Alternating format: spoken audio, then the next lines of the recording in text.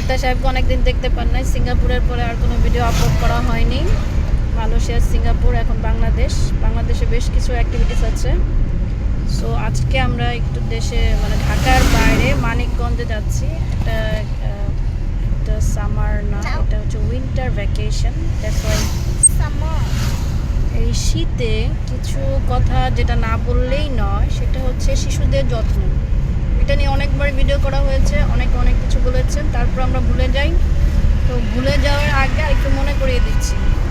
First of all, যারা baby আছে, যারা মাই পেশেন্ট, যারা my students and those who are watching my videos, my viewers, everyone want to listen it attentively. খুব মনোযোগ সহকারে যে কটার কথা শুনলে আপনি এবং আপনার বাবু এবং যারা বয়স্ক আছেন, আপনার বাবা মা অথবা দাদু, সবার যত্ন নিন। এই শীতে যত্ন নিন। তো যত্নটা কীরকম হতে পারে?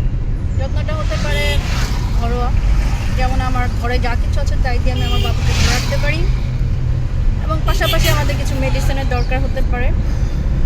তো প্রথমে যে যত্নটা আমি বলবো, যে অনেক অন্য ডাক্তারদের কথা, মানে অ্যালোপ্যাথি ডাক্তারদের ভুল বলবো না, ওনারা যেটা বলেন যে সরিষার তেল দেওয়া নিষেধ, এই ব্যাপারটা আমার কাছে একটু অন্যরকম লাগে। ওটার পেছনে লজিক আছে, কারণ অরিজিনাল সরিষার তেলটা আমরা পাই না। হ্যাঁ, অরিজিনাল সরিষার তেল না পেলে যা হয়, কেমিক্যাল দিলে তো স্কিনে প্রবলেম হবে।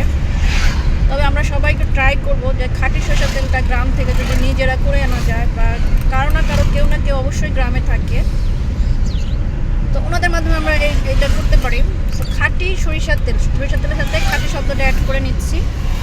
খাঁটি সরিষার তেল অবশ্যই বেবি, আপনি, আপনার যারা আছেন, এভরিওয়ান, হাতের তালুতে, পায়ের তালুতে এবং বুকে, পিঠে, বাবুদের জন্য পিঠেও দিতে বলি, এবং যার দরকার সে সারা শরীরে ইউজ করতে পারবে, এটা করবেন, তাহলে ঠান্ডা লাগবে না।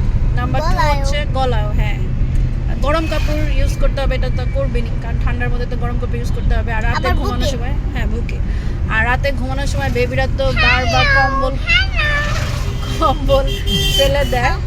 সো কম্বল ফেলে দিলে যা করণীয়, কম্বল ফেলে দিলে একটু আমাদের নিজেদের একটু ঘুমের ব্যাঘাত হয়। আমি তো ঘুমাই না সোজা বাংলা বলতে গেলে। তো ঘুমের যদি ব্যাঘাত ঘটে, তাও কম্বলটা তার বুকের মধ্যে দিয়ে রাখতে পারেন। পা দুটো যদি খোলা রাখা হয়, তাহলে বেবিরা কম্বলটা ফেলে না। এটা ওই ডাক্তার সাহেবই বেশি করেন।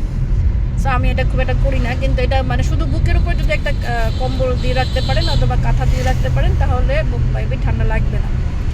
আর ফাইনালি যদি ঠান্ডা লেগেই যায়, তাহলে কী করবেন? গরম পানির ব্যাপারটা আসছে। গরম পানি, গোসলটা রেগুলার করানো ভালো, একটু গরম পানি অবশ্যই করে নিতে হবে। আর আরেকটা জিনিস যেটা, তারপর যদি ঠান্ডা লেগে যায়, তখন আপনি কি করবেন? সো ঠান্ডা লেগে গেছে বাবুর, এই ক্ষেত্রে আমি কালকে একটা ডক্টরকে দেখলাম, উনি শিশু বিশেষজ্ঞ, তো উনি বারবার ইনফ্লুয়েঞ্জার ভ্যাকসিন নেওয়ার কথা বলছিলেন। সো আমরা হোমিও, আমরা কোনো ভ্যাকসিন নেওয়ার পক্ষপাতী না, কারণ বেশ কিছু কেসে দেখা গেছে যারা কোভিড-19 ভ্যাকসিন নিয়েছেন, তারা অনেক ধরনের জটিল সমস্যা আক্রান্ত। তারপরে সেদিন আগে কিশোরীদের একটা ভ্যাকসিন দেওয়ার কথা বলা হয়েছিল। সেই কিশোরীদের যে ভ্যাকসিন দিয়েছিল, তারাও অনেক ধরনের অসুখ বিসুখ আছে। হসপিটালে গেলে আপনারা দেখতে পাবেন এবং একটু অবজারভেশন করলে জানতে পারবেন। তো ভ্যাকসিনটা কি আসলে? ভ্যাকসিন হচ্ছে যে একটা জার্ম আপনার ভিতরে দিয়ে দেওয়া হয়।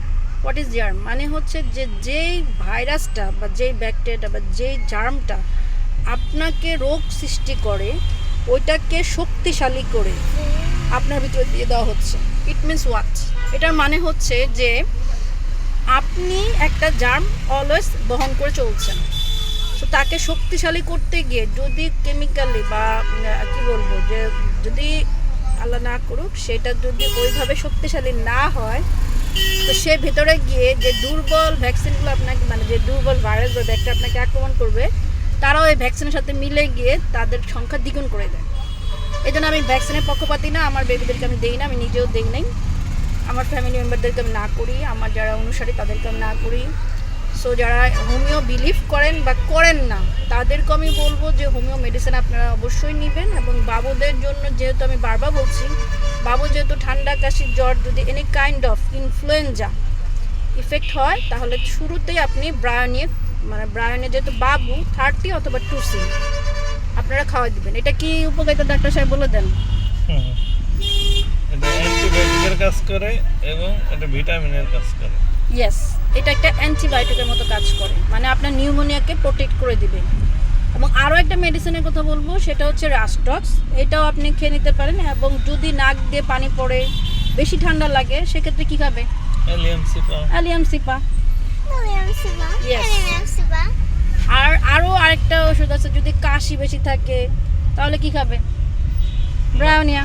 হ্যাঁ, ব্রায়োনিয়াতে কাশি হয়। তাছাড়া ড্রসের একটা ওষুধ আছে, এটাও কাশিতে খুব ভালো কাজ করে। আবার আর্সেনিক একটা ওষুধ আছে, যাতে শ্বাসকষ্ট সমস্যা, জাস্টিসিয়া খেতে পারেন। যদি মধু জোগাড় করতে না পারেন, যদি ঠান্ডা বেশি লেগে যায়, কাশি বেশি, জাস্টিসিয়াটা এটা খুব ভালো একটা মেডিসিন। এটা তুলসী পাতা থেকে করা হয়, তুলসী পাতার রস থেকে। সো যারা ভিডিওটা দেখলেন, আশা করি তাদের উপকার হবে। স্পেসিফিকভাবে বলতে গেলে যে এই শীতে আপনি এবং আপনার পরিবার সকলে যত্ন নিন, হোমিওর সাথে থাকুন। আর কি বলবা? ভালো থাকুন, সুস্থ থাকুন। বাই বাই বলে দাও।